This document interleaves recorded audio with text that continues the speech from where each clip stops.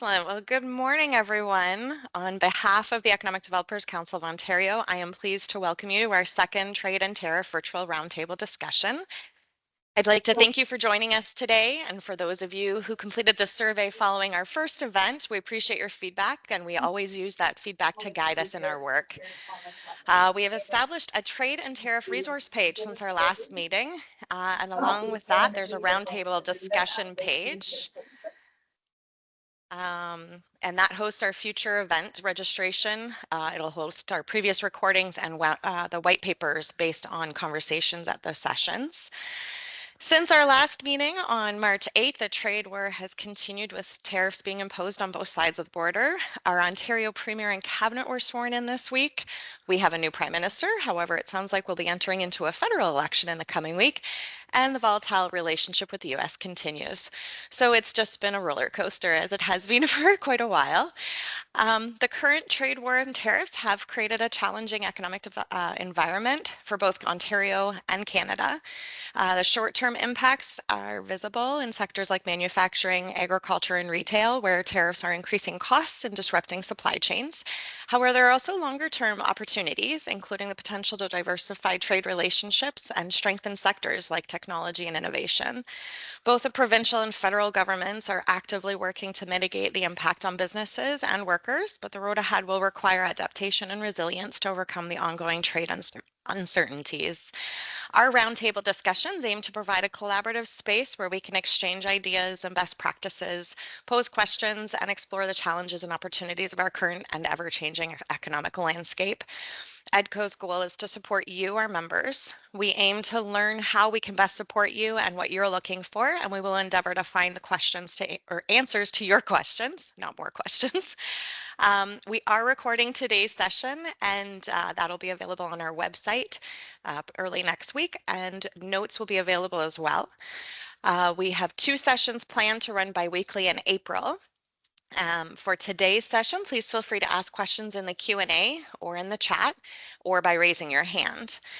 Before we get started, I would like to express my sincere gratitude to Claire Barnett, Director of Business Growth Services, Economic Development and Culture at the City of Toronto, for her participation and support today. She will facilitate our conversations. And I'd like to thank all of you for your commitment to economic development in Ontario and for your continued support. So thank you again for being here. I look forward to our discussions. And now over to you, Claire. Thanks, Stephanie. Good morning, everyone. And Stephanie, thank you to you and the board for the leadership on this. It's been great having someone in Ontario really leading this conversation. For those of you I haven't met before, I am Claire Barnett, Director for Economic Development with the City of Toronto. Our paths may have crossed when I was with the City of Brampton as Director for quite a while, about 5-6 years, or when I was with the province in economic development for, I hate to say it, but 17-18 years as well. So it's really great to be a part of this, and I'm really looking forward to the discussion that we're having. I did listen to the recording from last week. Unfortunately, I couldn't attend it live, but I did listen to it, and I know IEDC did come up. I'm also a board member of IEDC and member of several of the committees. So if there's any questions about IEDC, I'm happy to take those questions. And I know that EDCO and IEDC are having some really good conversations about greater collaboration, which I think is especially important right now while we all face what we are looking at. I do have a really short presentation that I'm going to go to before we start our roundtable, just to show you some of the things that the City of Toronto has taken on. And I'm not sure if, sorry, I'm just trying to find the presentation. I'm not sure if everybody saw or not, but earlier this week, the city released, I should say, excuse me, the mayor released the action plan for Toronto's response to tariffs. I'm not going to share all of this because I think this group is really up to speed already on where we are at in terms of the timeline, what sectors we are looking at, and how Canada has responded. But I would like to share with you for a few minutes what Mayor Chow announced earlier this week.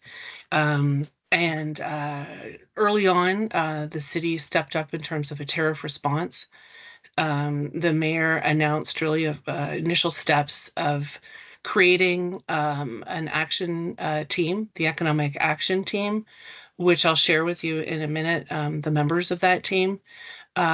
She stepped forward quite early on a Shop Local Buy Canadian initiative, and I can share with you some of the procurement limitations we have put in place. And we've developed this action plan.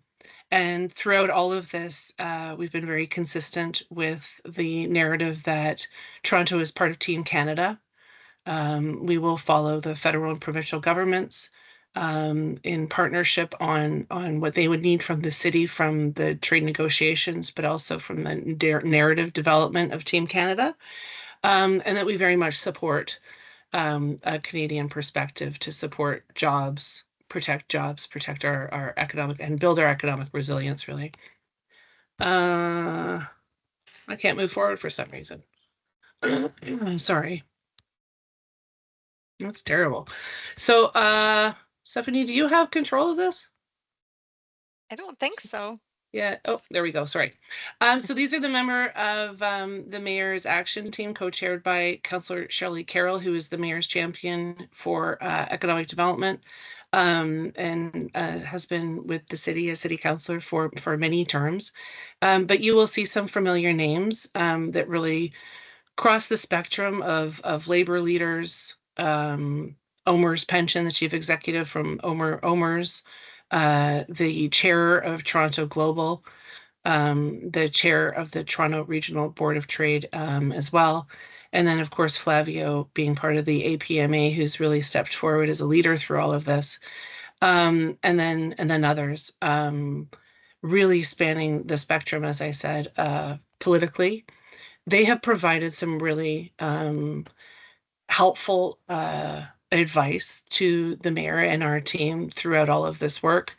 They are very consistent with the fact that we should be pro-Canadian, pro-Toronto, but not anti-American.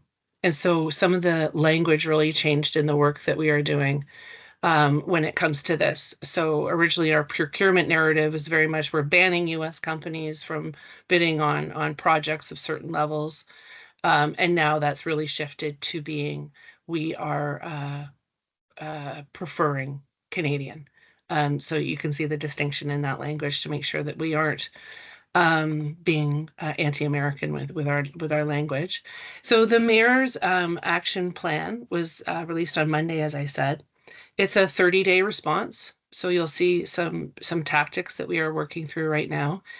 But there are a few calls to action that have a longer term impact.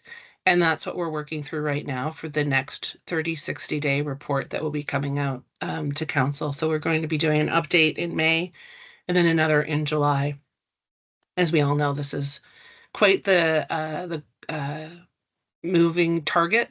And so we wanted to make sure that we aren't stuck with a plan for the next year. So it's 30 days. Really, the calls to action are also to address some of the challenges that Toronto faces from a social and economic perspective, and that we stick to those from a longer term actions. The mobility of people and goods speak clearly to the congestion challenges in Toronto, but also the goods movement.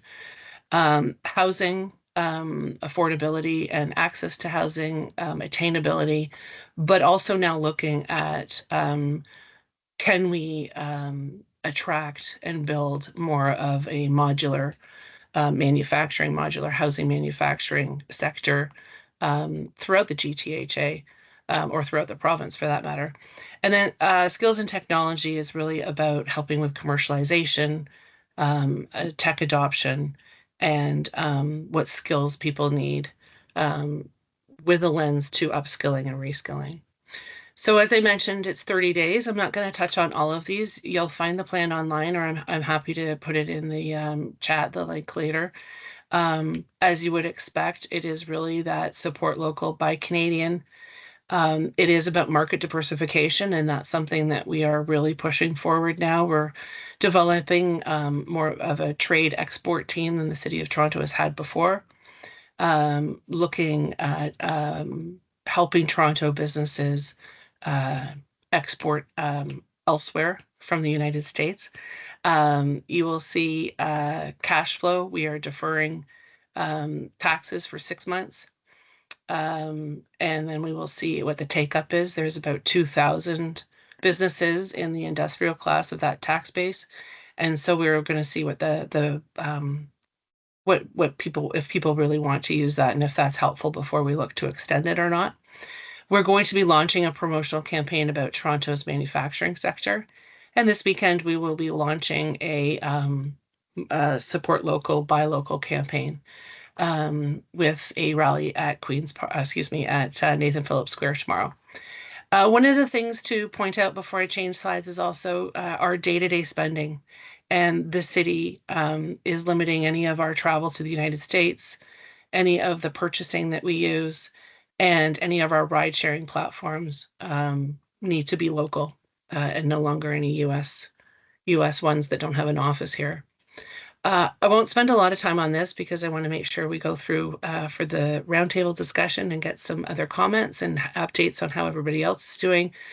These are really aspirational efforts that you'll see in the next 30 and 60-day plan.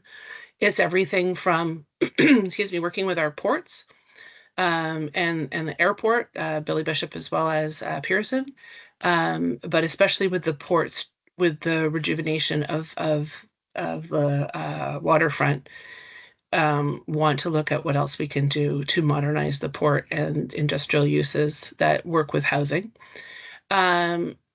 The chair of Toronto Hydro is on the mayor's action team and has brought forward reducing reliance on US energy and supporting more sustainability and therefore job creation. So moving away from dependence on any US energy. And housing, I referred to the modular housing, but accelerating innovations in housing. There's a few, Madame, the CEO of Madame, is on the at the table as well. And so he's brought forward this idea that we look to build more when it comes to mass timber construction, as well as modular housing. The other thing that has come up in a more positive light is really looking at the tariff resilient sectors and how can we support the various sectors and companies that are going to grow right now. We've looked at the creative industries, the film sector, trying to support them as much as we are supporting the companies that are less resilient. This is the Love Local. There will be signs like this across the city launching tomorrow, and a social media campaign that goes with it. So I will stop sharing my screen. I'm happy to take any questions you have right now, or certainly if anybody would like to update this table on the types of things they are doing, I think please just raise your hand and or comments or questions in the chat, and we can go from there. Will this deck be shared? Yeah, sure.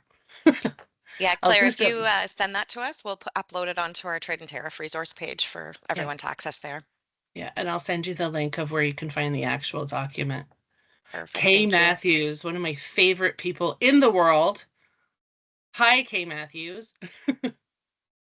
Good morning, everyone. I'm so glad that, and thank you, Stephanie, for organizing this. Claire, lovely to see you again. And so Obia obviously is a little bit gobsmacked by the whole thing, as everybody else is, but we represent Main Streets across Ontario. We have created a Shop Main Street Canada Support Local campaign that is, we've gifted to the rest of Canada. So we're seeing a lot of BIAs, VIDs, NSDCs, a little less them, that are picking up the program. The program is a highly successful so far social media program.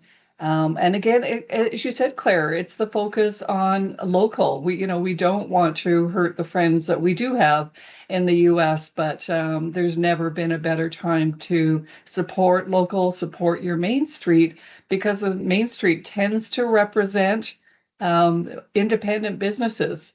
So we've seen actually the uptake of the Shop Main Street Canada Support Local program from coast to coast at this point. And the beauty behind it is not only can a BIA or a Main Street take over the logo and so on, but we're actually seeing businesses and people picking that up as well in their social media posts and so on. So the whole kit has gone across Canada. So I just wanted to share what we're doing, and delighted to see that Toronto is also doing a Love Local campaign, and hopefully that ours can play into yours as well. That's all for this morning. Thank you. Thanks, Kay. Absolutely. I'll check it out. And we've been speaking with Tabia, of course. Tabia will be at the launch tomorrow, and the kinds of things that Tabia can do. So Maple Leaf stickers or Made in Canada stickers. I think that we're looking at rolling out that. And we are also doing decals for store windows to be able to put a sort of love local, whatever that means to people, because it's a difficult definition in landscape. I think we are all finding as well. Just seeing if there's any more hands up. Do you see any hands up, Stephanie? I do not. Okay. Any questions of me about, actually, I have questions about procurement to see what other people are doing about procurement, because I know that we have all found we are bound by our trade agreements. And the other thing I would love to hear about is interprovincial trade. The narrative that has come out of the country, I think, has been about market diversification and breaking down internal trade barriers, which I know has been a conversation for 100 years. It was when I was with MedCat, with the Canada Free Trade Agreement. We purposely did not include that in our first 30-day plan. Because we don't have a line of sight as to how it's going to change or what the impact will be. So maybe a good chance to ask Matthew to speak to that. I know in the last meeting, you did provide a bit of an update on sort of trucking regulations. I'm interested in the wine from Vancouver or from BC. So Matthew, I'm not sure if you have an update on how that's all going for this group. Yeah, absolutely. So thanks for having me on to chat about this. I think I don't know if any of you saw Minister Chrystia Freeland at the Premier's swearing in this week was interviewed and called interprovincial trade sexy. And I think that's, I Kent's laughing down at the bottom of my screen in our office because I think some of us cringe at that, but it's also kind of funny and true at this time. Like, there's not a better time, or I guess there hasn't been in years, to really work at breaking down these barriers. And I think the kind of vibe from us in our party and our governments and every party and almost every government across the country right now is like a real commitment to breaking these down. So now that we're back and kind of everybody's been sworn in, we've sort of kicked off some actual work that we can do now, but that we're out of caretaker mode. So that means kind of putting into progress a lot of the stuff that the Committee on Internal Trade, which the premiers and or their representatives like my boss, Minister Fideli, attend every few weeks or every few months, depending on what's going on. They attend those committee meetings with their counterparts from other provinces and the federal governments. We had one yesterday, and we had one, I think, just sort of at the end of February. And there are real commitments that I think all of the provinces share. There will be kind of more stuff coming out going forward, but I think just sort of what I can mention in particular, I think you'll see a lot of provinces sort of following Nova Scotia. Premier Houston and Nova Scotia recently introduced legislation to effectively remove every barrier to interprovincial trade that province has. So the bill is very short. I kind of have just printed it off to keep on my desk to sort of help us when and if we kind of get going down the legislative route. They're removing effectively because you can only do certain things sort of unilaterally. So they have committed to recognize like every regulation rule on labor mobility on products and goods and services from across the country. So if something's good for sale in Alberta, then it's good for sale in Nova Scotia. And if you're good to work in Alberta, then you're good to work in Nova Scotia and vice versa. And they've been extremely ambitious on this. I can't see every province being the same, but the commitment, at least hearing from Minister Freeland from the government of Canada now, is like we want to get to zero. And I think every province is on board behind Premier Houston, and Premier Ford has committed to this as well. And sort of in our platform, which probably will emulate a few things that you'll see in the budget that will come up, we've committed to effectively doing a lot of the same. So removing as many provincial specific exemptions as we possibly can, expanding labor mobility, and working specifically on direct-to-consumer alcohol, because that is one of the components of the Canadian Free Trade Agreement that's kind of been fought over for a long time. So DTC, direct-to-consumer alcohol, trucking, labor mobility, financial services is another one that we've been sort of focused on from Ontario, because turns out our number one export is actually mutual fund services. You wouldn't necessarily think that because it's not a good, but that's actually where we generate kind of most of our GDP and interprovincial trade, and there's a lot of barriers to that. So that's one that we've been working on a lot. And then just kind of one by one going through the provincial specific exemptions that we have and working with other provinces to bring those as close to zero as we possibly can. And I think based on the meeting that I was in yesterday with everyone else, I think most people are more or less on board with that right now. So the temperature is good if you're into that sort of thing. That's great. Thank you. I know it's been a conversation for a long time, so we'll look for updates from you. Angela, did you have a question? I do. Thank you. My name is Angela Cameron. I'm a director with the Ontario Federation of Agriculture. So thank you for that update on the interprovincial trade tariffs. I was great to hear about the direct-to-consumer alcohol sales, because that is something that OFA has been asking for, obviously because the grape growers want that. So that is something that we would obviously be in support of. When you talk about wanting to have the workers go across, are you talking about, a national credits that we're going to offer for the trade workers to go across the various provinces? And are you including the unions in that conversation to make sure, because obviously a lot of the trade unions are also US based, to make sure that everybody's at the same table and same agreements, because many of those trade unions are up for renegotiation in Ontario right now? Yeah, very good question. I think as of right now, I know each province just kind of, so Manitoba is within the kind of internal trade negotiations, is chairing the kind of labor segment of that. And they, like, I know each province kind of wants to do things a little bit differently. Like I heard from a gentleman from New Brunswick yesterday sort of talk about mutual recognition of credentials within a given window of time from a certain province. So Ontario in particular, I probably can't answer that perfectly right now.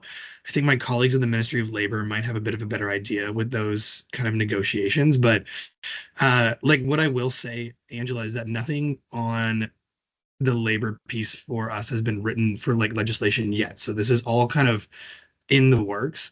There likely will be, I'm sure you'll see something eventually about this, but I would imagine all of those stakeholders are going to be involved in these conversations. And that's actually a very good point to make, because we are trying to sort of put together, just for myself and my colleague Kent here, we sort of have been trying to meet with as many people as we can to get input on this stuff. So I think one that we'll have to sort of reach across to our colleagues at the Ministry of Labor is union-related conversations that we will have.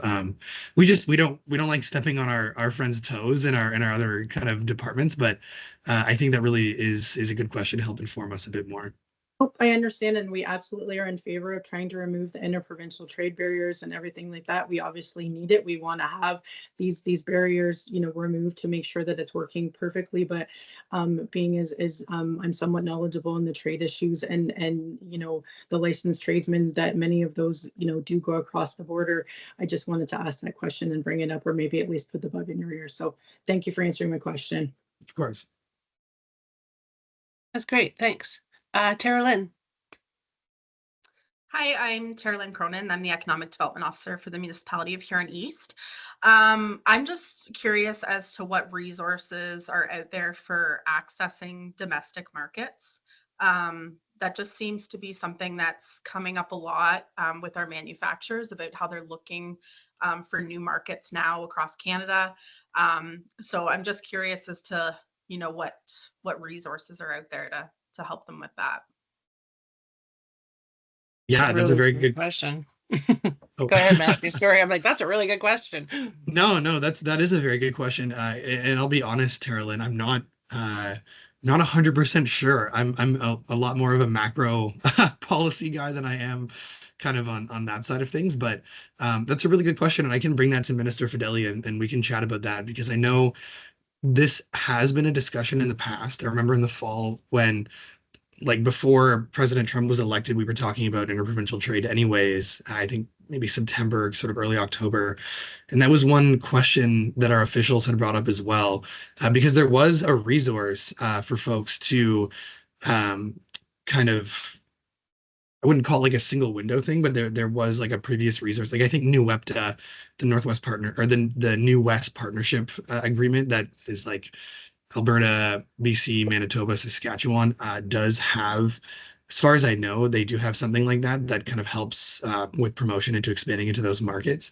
But that was very dated, and we had kind of looked at that as an example, and didn't feel like it was sort of up to, a 2025 standard. So this definitely is something that we've talked about, but yeah, I'm more than happy to bring that up to the minister, because I don't know exactly, and he might not have even necessarily thought about that as closely as he's thinking about the actual policy. So I will, yeah, I'll take that back. Okay, thank you. And I also just had a quick question for Claire.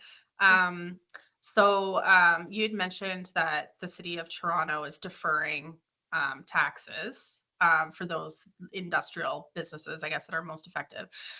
So where are they drawing the line with that? Like, how have you determined who is most affected? Very good question again, and we are determining now.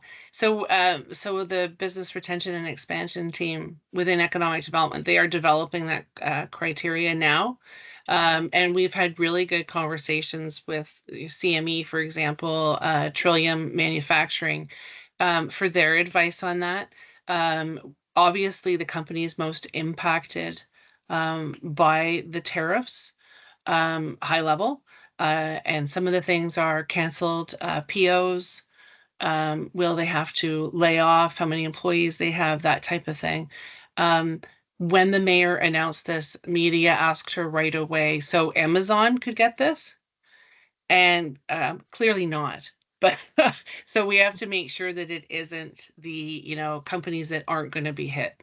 And so that's something that my team is developing now. I'm really happy to send it to you if you want to connect with me on LinkedIn or send me an email. Once that's developed, I'm really happy to share that with you. Okay, yeah, that'd be great. We're a really small municipality, and one of our counselors has thrown it out there that we should be deferring taxes for our most impacted businesses. And for us, like, I'm just like, whoa, like, first of all, we can't afford to do that. Like, we rely on our industrial based taxes. Yeah, of course. And two, like, how the heck would you ever draw the line? So anyway, I'm just working on a report to kind of take back like what I know about what other communities are doing, because yeah, for us, like, it's just way way over, I think, our heads. Yeah. I mean, I'm the only staff in economic development here, so yeah, it's just a little some bit. days that sounds beautiful to me. Yeah. If you want to send me an email, I'm happy to connect you with the manager who's leading that work. It's just claire.barnett@toronto.ca, or connect over LinkedIn, and I will make sure that he gets you that information as we are developing it. There was clearly concern from our financial folks saying we can't make it extremely broad, which is why we went with industrial.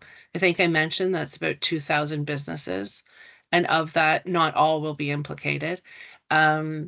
Actually, sorry, I see your hand, Janet, but I'm just going to share this and then I'll come over to you. We did a survey. It's on our website right now. We've shared it over social media. We had about, I think, 400 or 500 responses. And when asked, what kind of support do you need from the city? 60% said tax relief. 52% said funding opportunities, but 39% said advocacy on this tariff challenge, which is really interesting because that's pretty, I thought that was pretty high. So I'll just leave it at that, but also happy to share some more survey results if that's of interest to anybody during this call. Hi, Janet. I'm sorry to delay getting you. I see your hand up. Thanks, Claire. Hi, and Stephanie and everyone from EDCO. I love these conversations that build us up in the economic development space. And what I'm working on right now is I am leading a speaker series, sector by sector, on the U.S. impact of tariffs on our Canadian supply chain. So every session, it would focus on one sector, and one sector that I'm launching on April 10th in partnership with CFAL York, which is York University, and United Nations for Training and Research, is the automotive sector. And if you are registering for this course, it's free, and you get a certificate on it to showcase that you've had more understanding of the supply chain. And the goal is to bring people together to talk about specifically that sector impacted, where we would overview on who is absorbing this impact, this tariff impact, to how are the EDOs who are highlighting this sector, what is their community doing, how are they feeling the impact, and then having the businesses speak, what is their impact, what are the questions that they have, and finally bringing it into a roundtable that's solution focused on how are they looking for new opportunities like markets. For example, Investorum is going to Germany and looking into the European markets, and like this is like a long-term item where we have to look future looking, how are we going to change and shift our markets. And that ultimate goal of creating this course is, I just feel like a lot of webinars I go into is so confusing. It's like, let's talk about lawyers, let's talk about this. And I've been talking to businesses and they've shared that we have not even developed an elaborate plan yet because we don't feel the hit yet. Like, we're nervous and we're scared, but all this jargon is so confusing. My goal in this 1 hour course bi-weekly starting April 10th is to simplify that, to bring communities together to talk about what's going on specifically in their sector, what businesses are doing, and bring back what are the markets to look at, who do we talk to as a lawyer, and that's it. Simplify that process because people are scared and confused, and what you do is you do nothing until it hits the fan. And I'll send you a link about this course because it's free. I'm looking for speakers, and we're going to confirm our first session in April 10th soon because of the impact of 25% in aluminum steel that's happening right now. So please feel free to email me. I'll speak to Stephanie about this a little bit more, but we finally finalized our website page for this. So this is why I'm sharing it right now with 90 of us here in this call. That sounds awesome. Can you either put a link in the chat or any? I would love to have my team participate. I think that's really exciting, really exciting. So thanks for doing that, Janet. It's interesting, we find during these types of situations that we all really do come together. And I really love the information sharing in our small ECDev world, but it's really great. That's really exciting. I'd love to be a part of that. And have my team attend if possible. That'd be great. And any companies that you're looking for, let us know the sector. So you mentioned automotive. What are the other sectors that you're thinking of? So on the registration link, if you click there, I have agriculture and fisheries, energy sector, food and beverage, aerospace, forestry and wood products. So so bi-weekly, we're going to have speakers come in and we're going to co-create solutions just like this, but it's sector focused. And at the end of each session, we'll have a little report and key takeaways. And then my goal is the final set, like after all this, we have a report. And we have a report that has these key takeaways of how can businesses feel more resilient and how can EDOs help them, because businesses aren't ready for a BCP. A lot of them aren't. And it just feels scary and they don't know what to do. It's just like, let's have people in the businesses world, in the supply chain world, in this talk about this. I'll leave one more 1 minute story. So I was leading the Prince Rupert District Chamber of Commerce, and during the time of COVID, and a week after everyone was asked to close, I just brought everyone together, MPs, and businesses together who were scared and didn't know what to do. A sushi business said, I ran out of rice. And a hotel business said, I have buying power. Let me get that rice for you. In 48 hours, rice was gotten, and that business could run. And that's my goal for these sessions, for an automotive sector to say, like, I don't even know what to do right now. I don't know how to diversify. I don't know where to go. And for these links to happen, a business to say, I'm a supplier and I want to help. I can do this, and it's going to cost a little bit more, but long term it won't. Or we have this market and let's partner now. I hope to build that on the ground. This is extremely grassroots, and this is a chance for sectors to come together and talk about it across the province and maybe even across Canada, because I have contacts in BC after working there for 3 years. So that's just something that I hope that we can work together on. This is free because this information should be free. Connections should be free. So yeah. That's great. That's awesome. I'm excited about that. Thank you. Is there anybody on the call from Ontario, from MedCat, that has the small business advisors across the province? Stephanie, do you see anybody? So, and I'm sorry, but I'm not exactly sure what they're called anymore. But back in the day, they were called small business advisors, and they were in communities, right? So, across, I'm not even sure if I remember how many of them, but like at least 15 people. Those are I'm going to try and find out, and then I'll let this group know.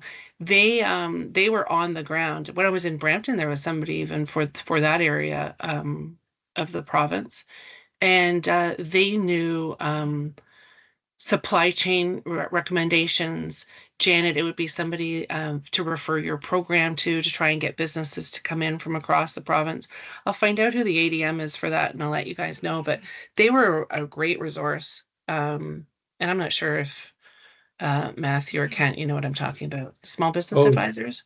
Definitely, and Yeah. thank you for the shout out to those advisors, because that's, in my opinion, one of the best resources that MedCat Yeah. provides. And yeah, depending on location, we're happy to connect people with their appropriate regional advisors. So never Yeah. hesitate to reach out. Thank you. That's great. I highly recommend them. Really would help with supply chain diversification. I can share, I don't see any more hands, so I can share some more of that survey. And I'd really love to hear from others if they've done a survey and if they're getting very similar feedback. So of the obvious question was around US trade dependence. 39% of the businesses export to the US. I thought it would be a lot higher. And 56% rely on US imports.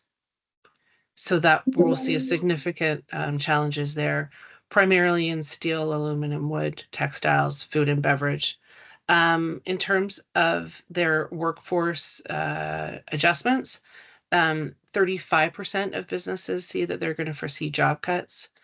31% are implementing hiring freezes already, and 37% are shifting to local suppliers, which is very much in line with the conversation we're having today. The 75% of businesses are expecting rising increases. So actually we thought, well, who are the 25% that didn't?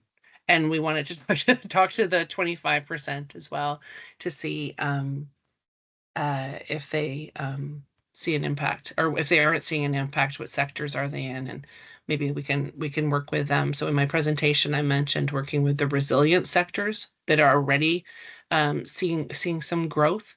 We wanted to make sure we were supporting those companies as well. I'm happy to share those results, and if you wanted to look at the survey, it's still on our website and will be for a little while longer. We do have a website in terms of resources. We are really posting other people's events. So if anybody has any events that they would like to promote, please let us know. As the World Wide Web, you don't have to drive to whatever town across the province. Doing it virtually would be really helpful for our businesses as well. So if there's anything you want to share with me, please let me know. I'll put my email in the chat for everyone. Stephanie, I don't see any hands. I'm wondering if you have any comments or anyone you wanted to call on to speak. I'm going to look at the chat too for a minute. Oh, and then we got a hand up. Oh. Hi. Sorry, I'm just looking into the chat. Hi, Shriram. No worries. I'm Sriram. I work for the town of Caledon as an economic development officer. So we do. I just wanted to share what we are doing here and maybe some of the best practices if other municipalities would like to share, so that we know we can all work together on this. So we also ran our own survey and just to find out what's happening and what the businesses are looking at and what is that they might be, what are the things they're exporting that might be impacted.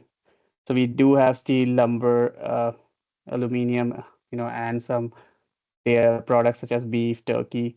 So those are some of the organizations that they feel they might be impacted, but they're also looking at alternative markets. So we created a tariff resource page on the website where we are, as you said, Claire, we're adding all these webinars or any event that's happening across the GTA. So any of you, if you like to share any event that's being run, even in City of Toronto, please feel free to share with us. We'll be happy to put it across because we want as much information we can provide to the businesses. Because I feel even more is less right now. The changing dynamics, we don't even know where we are. So yeah, and thank you for all the presentation. It looks pretty similar when we see the survey results. I think the businesses are, I would say they have the anxiety of what's going to happen. They don't know what's going to happen. So yes, they want to explore other markets, but at the same time, they're not sure what to do or where to do because it's also a long-term plan. They cannot just tomorrow go to sell in Japan or UAE, anywhere, as we say. So any events or resources, if anyone gets through the Trade Commissioner services. I know all of us are subscribed to their emails, but sometimes, some of us have personal relationship with certain trade commissioners who send across certain data. If it's possible to share, that will be helpful so that we can just send it across through our newsletter, whatever is allowed to the businesses.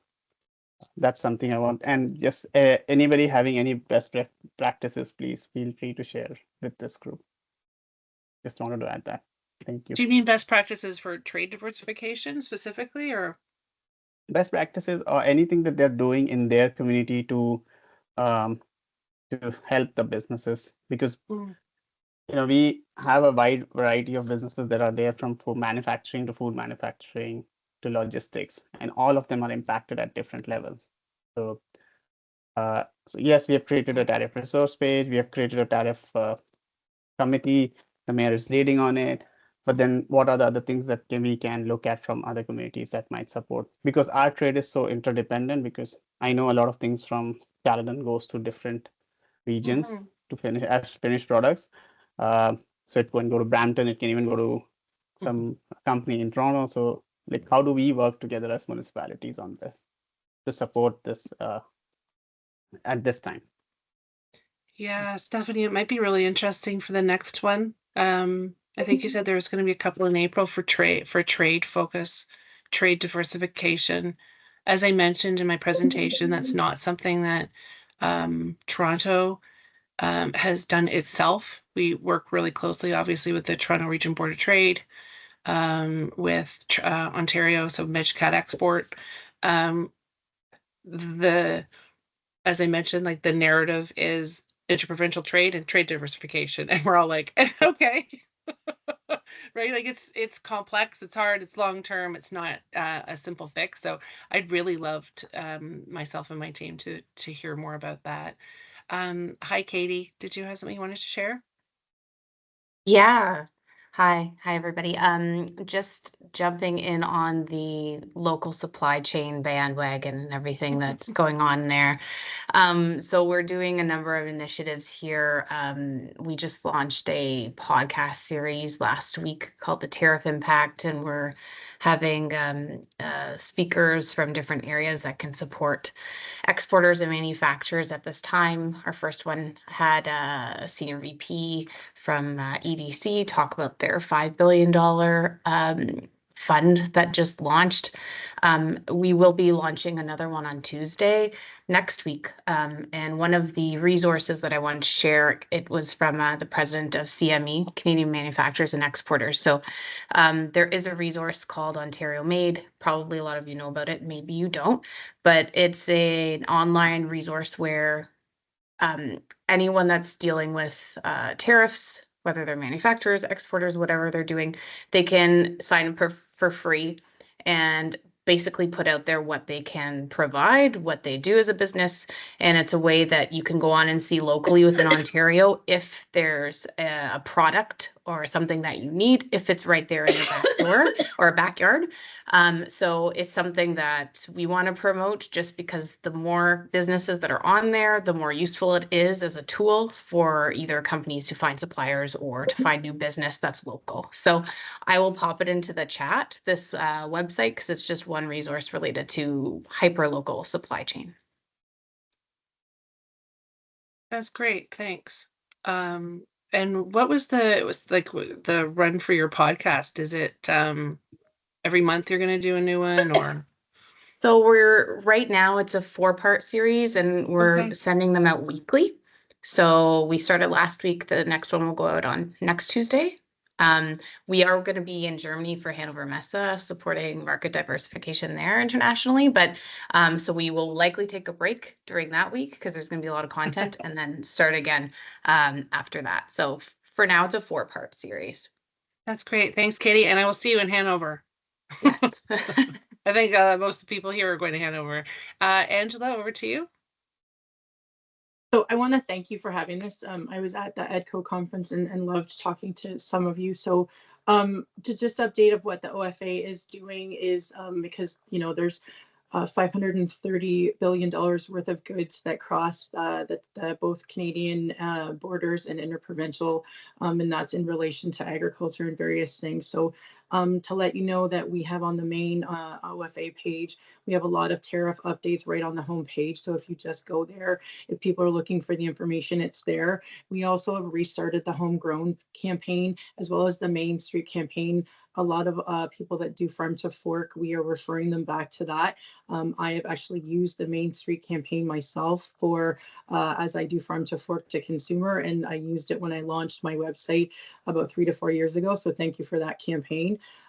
So we have on the buy local, it's there, and we're actually trying to tell people that if they spend $10 a week on local food, that it actually puts $2.4 billion back into the local economy, and it creates 10,000 new jobs in the industry. So we're trying to get that message out to let people know. And then if you tell people if they're looking for specific products, a lot of the local commodity groups, so whether it's dairy, beef like myself, the wine, as someone said, because they're a VON favorite person, if you go to there, then you can find the local industries and they're trying to direct people to it. So, you know, it's not that we're against the US, but we're just trying to help people to look for that Canadian flag. If you look for you know, the foods, the Ontario Foods, the green logo, to go and find it and stuff like that. So we're trying to help support the small businesses within all of our rural communities, because as the one lady who spoke, they need the taxes within our rural communities, and we need it. And we all are well aware that municipalities are struggling. So, you know, the OFA is here to help as much as we can. And don't forget, we all need flowers to brighten our day. So try and do that kind of stuff. So reach out to us at OFA and let us know how we can help you guys as much as we possibly can, because we're here. So let us know we can help you. That's awesome. Angela, I'm going to get in touch with you for an initiative. The numbers that you just gave, spending $10 a week. Yeah, if Ontarians spent $10 a week on local food, and you will see a lot of the grocery stores have picked up on it. I noticed No Frills, Superstore. You'll see the Ontario flag is on a lot of the products. So if you spent $10 a week on local food, it would put $2.4 billion back into the local economy, and it would create 10,000 new jobs. That's great. I'll send you an email if you don't mind. One of the initiatives Mayor Chow, members of council have put forward is the breakfast program. It's got a better name than that, but it's food, serving breakfast at schools. Yep. An initiative that she's really trying to increase. Part of what we're looking at from an economic development perspective is to make sure that what is served at the schools is local. Yep, and a lot of our apple producers, vegetable producers, the greenhouse growers try and contribute to that program to make sure that kids are getting, you know, nutritious, sustainable food. I've obviously worked with the local program. I live in Elgin County and have contributed to that program myself. So, you know, we're trying to work as best we can. We're, you know, Support Canada, Team Canada approach to make sure that everybody's working together. So unfortunately, as a beef producer, I can actually say that 75% of the beef is actually exported because we don't have the processing capacity. So when you talked about the micro processing, I like to hear that kind of thing in those initiatives, because to get a processing plant up takes years. It's not something that can happen instantaneously. So I like those initiatives and those thought processes. And I'd had conversations with formerly Minister Flack, and I'm hoping Mr. Jones can try and do something, because it takes years to build proper processing plants. And if we can try and do some on a micro thing, and I had talked to some people from Toronto at EDCO that they were, you know, looking at greenhouse capacities and stuff. Yeah. And unfortunately, it's a commercial zone property, so it doesn't work with agriculture necessarily, but it does produce food. So regardless of how you go about it to just address your food issues and insecurity, it's, you know, it all works together, right? So part of my voice, I've been doing a lot of meetings lately and a lot of talking, so with producers and various things. So that's funny. I go nowhere without a glass of water these days. I can't stop talking all day long. Yeah, and I'm actually grateful for Zoom lately, because when all this came out in February, I was not home, so I'm glad to be home for a bit. So oh geez, yeah, I agree with you. Okay, thanks for that. I'm going to get in touch with you, Angela. Maybe we can. My contact information, if you just click my name, it's all in my that's awesome. Face there. Okay. Thanks so much. I'm just looking through the chat to see if there's anything we didn't answer before I pass it back to you, Stephanie. A lot of people sharing the Love Local links. Kay, I'm going to check out the your Support Local campaign to make sure that we tied into what we're doing as well. Okay, interprovincial trade, a couple of questions on that. Which I think we can keep everybody updated. Does the province have a website on updating folks on interprovincial trade? Or is there, how do we find that out apart from the media? And do you have an answer? Oh, there we go. Yeah, well, I'll have to get back to you on that, Claire. Yeah, that'd be great. I think there's a lot of moving parts at this point. So once we have something ready to publish, we'll proudly update everyone. Thank you. That'd be great. I think many of us don't really have a line of sight into obviously the negotiations, but it is part of the narrative on tariffs and all of that. So really super if we can have more details. So the link is in the chat also about the automotive sector sorry, I just got all of my next meeting coming up. So I was like, no, I don't want those ones. Localizing supply chain, fantastic. I'm excited about that. We'll look forward to doing that. And then see if I put my email in there. So if anybody wants to get in touch, and then really people sharing their local.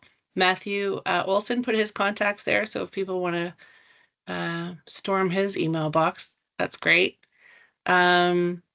And then the podcasts, which I will check out and I will share with my team as well. That's really great. Thank you. And then some more Love Local in the chat. So I've really enjoyed the reprieve from everything, all consuming meetings to really have a conversation about this with colleagues. So I'm really glad that I was able to participate today. Stephanie, thanks for including me in this. I'll pass it back to you and look forward to attending the next one. Yeah, thank you very much, Claire. Really appreciate you taking time out of your busy schedule to help us facilitate the conversations today. I also want to say thank you to Matthew and Kent from Minister Fideli's office for providing the information that they have with the status on the interprovincial trade information. And we'll continue to be a conduit for you that we can share out. If there is a website that's brought up, we can share that with our members. We're constantly updating our resource page, and we will be including information about the program that Janet was talking about as well. We'll be sharing all of the Shop Local, Support Local campaigns on our social channels.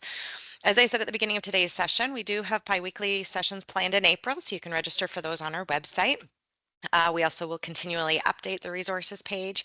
But if you have questions that we don't have answers to, please feel free to reach out to Laura and or myself.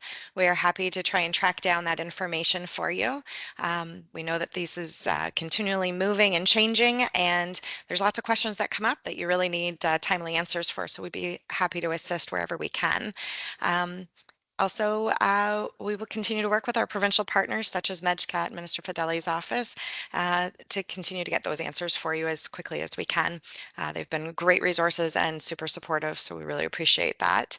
So thank you so much for coming today. Like I said, we're here to support you wherever we can. And Claire, thank you so much for your assistance. So have a wonderful day, everyone. The recordings and things will be on our website. Thank Bye, you. everybody.